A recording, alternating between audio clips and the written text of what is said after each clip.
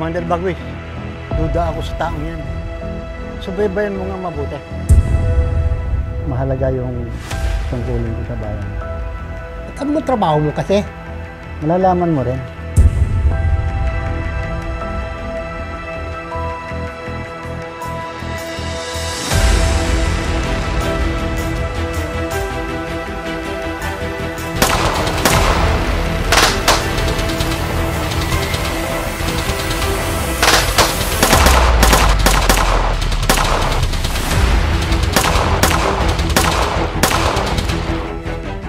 Sukat akalain, makapatay yung kapatid ng kalaban-laban.